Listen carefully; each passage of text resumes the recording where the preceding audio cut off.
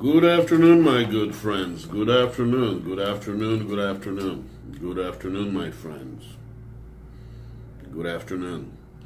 Welcome, welcome. Let me introduce myself. My name is Andre Lefevre. Andre Lefevre from wildnews.us. I am a true citizen journalist, and I like to mouth off on things political, things cultural, things interesting. And I love reading between the lines and dissect the headlines. This is the afternoon edition of the wildnews.us, dissecting the news and the headlines. So let's start. As we know, Donald Trump signed a peace deal with North Korea. It's a huge deal. It's a huge deal as far as internal American politics go. As far as we're concerned, he won. I'm on New York Times website, and the reason I know it's a big deal and I know that Trump won is because New York Times tries to dampen his victory. Let's see what they're saying. President Trump and Kim Jong-un of North Korea had their first meeting, a big step in improbable courtship. In joint statement, short on details, Mr. Kim endorsed complete denuclearization. Mr. Trump committed to security guarantees for the North. Sanctions against the country will remain. Unscripted moments still to show a Trump-Kim summit. Here are the highlights. Vague on details, Trump is confident of deal-making skills. There also are corporate control media is all bent out of shape because Trump canceled the military exercises near the North Korea.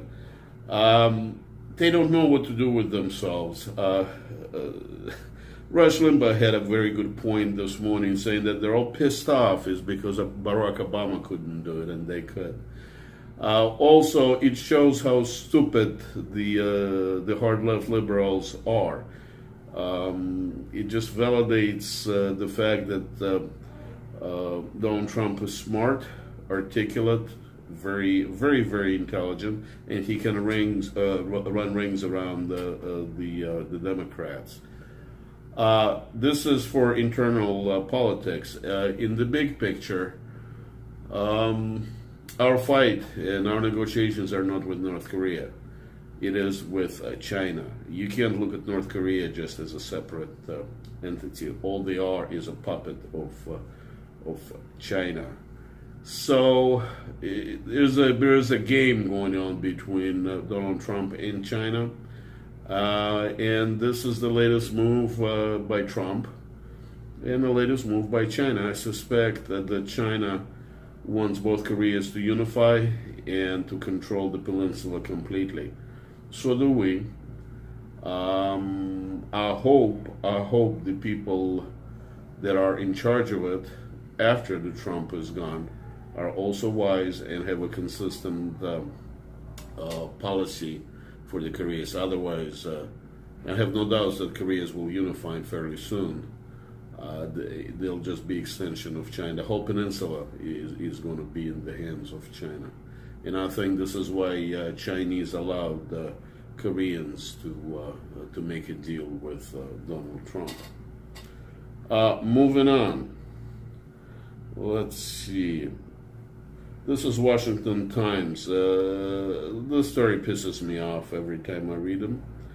Fed's Social Security employee used dead people to steal $680. Let me read you the paragraph. Federal authorities arrested and charged a Social Security employee Monday with a massive fraud, accusing her of using dead people identities to apply for hundreds of thousands of dollars in bogus benefits and then pocket it. This is inevitable when you have something like Social Security which is being run into the ground. It is not run. Social Security doesn't exist to help to help us Americans. Most of us alive right now, unless you're over 60, will never see real Social Security. What it is another way to empty our pockets of U.S. dollars without giving much in return, and just show the corrupt system is. People working there figured out how to defraud it. What comes to my mind every time I read a story like that, how many people we don't hear about. Let's see. This is a big deal. This is from Variety, and I purposefully picked a entertainment industry a website. AT&T Time merger, insiders await judge's ruling with nervous anticipation after a long period of limbo. The implication, I'm not worried about those two giants merging because they are old technologies, both AT&T and Time Warner. They can't, it doesn't make sense for them to compete with each other cable-wise. But it makes sense for them to merge together and compete against Google, Facebook, Twitter, and Silicon Valley giants. I'm not worried about that. Again, Time Warner and the AT&T's old technology. What's probably the real sticking point is CNN, because it's owned by Time Warner. What to do with them? Because our power elite uses CNN as their own propaganda organ, and it is unclear if the merger will go through, what will the editorial policies will be, and I suspect this is what's being discussed. So out of that story, the most important part of it is for us, the middle class, is what are they going to do with CNN? Remains to be seen. I will report as news come in. All right. Let's see. All right. Here is I'm on Snopes, that supposed fact checker, but actually the Soros's propaganda tool that somehow appointed itself an arbiter or what's real news, what's fake news. Well, they think that, here's the headline they have today, was Robert De Niro involved in child sex trafficking ring? And they say it mostly false. You know what I'm saying? It's mostly true. Didn't take me a long time to research this, but this was the Guardian article from quite a way back, from Monday, June 11, 2018. I'm sorry. This was the wrong story. Hold on. This is from Independent. I got ahead of myself. I'm going to talk about Tommy Robinson. This is another British publication, The Independent. This one is from quite a ways back, Sunday, November 15th, 1998. The sex scandal that wouldn't lie down. And let me read a few paragraphs. It leads like the synopsis of a trashy airport novel. Sex, movie stars, politicians, Arab princes, arms deals, and the courageous investigation of an obstinate, incorruptible, and publicity-hungry judge. But the evidence to be presented to a criminal court in Paris this week also has a disturbing side, or rather two disturbing sides. The case uncovers the brutal methods used to share young women, some as young as 15, into call girl agencies specializing in wealthy, high-profile clients. It also exposes attempts by the French government machine to block an investigation which might embarrass senior politicians and damage French interests abroad. 6 people are charged with running of an international prostitution ring whose call girls entertained the actor Robert De Niro. And I'm not going to list anybody, but it is obvious, and there are other reports, that Robert De Niro was at least a client, and he did use underage prostitutes, which is called pedophilia. So I don't know where Snopes is coming off in saying it's mostly false. It is mostly true. Robert De Niro is a pedophile. The next one also involves pedophilia. And again, Snopes, because they work for the power elites who are pedophiles, is defending the power elites from the reports of pedophilia, any pedophilia. Matter of fact, let me tell you something. Among the power elites and the professorial intellectual class on the coasts in California and New York, pedophilia is not a crime and it's not something morally abhorrent. They support pedophilia. Just read Salon.com, just read their publications. They do support pedophilia. So here Snopes is fact-checking itself.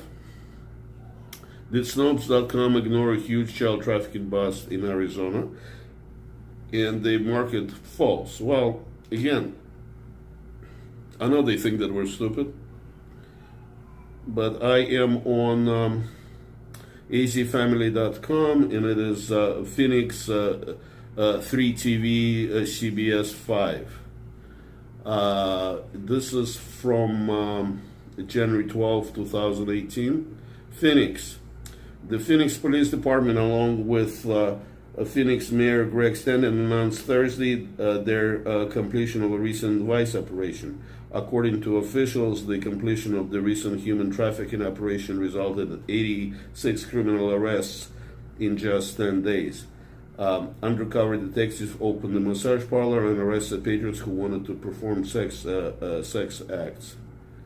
That also included, it was a sting operation, and it also included a sting using underage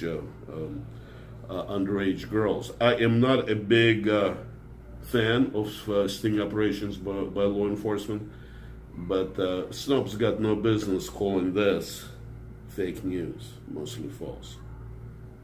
Why does Snopes and all those people support pedophilia? Why they think it's okay? Why do they support it? On some very deep level, I am baffled.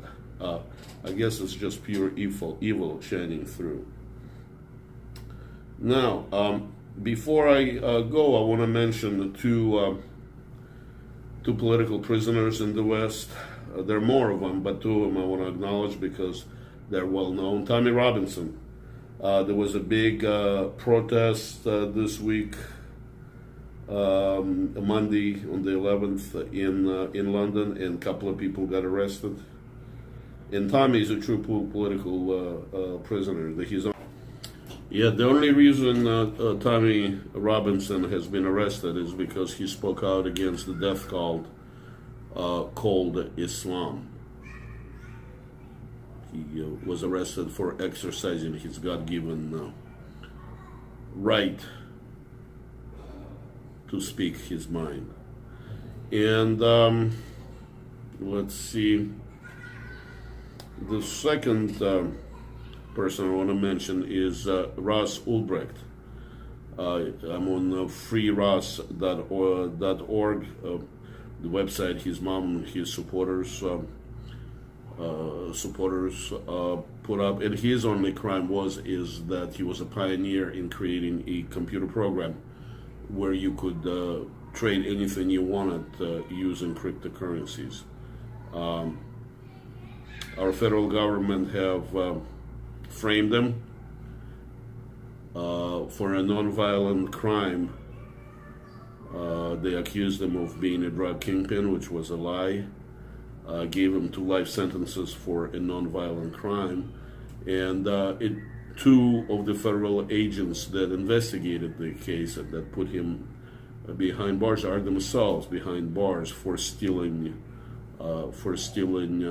money and other crimes they committed while investigating Ross Ulbricht's case. Hopefully Supreme Court will look at his case and set him free. I have interviewed his mom, Lynn Ulbricht, about 6 months ago, and I hope to interview her again to hear the update soon. So let's remember about those two for now in our prayers and our good wishes. Tommy Robinson and Ross Ulbrecht.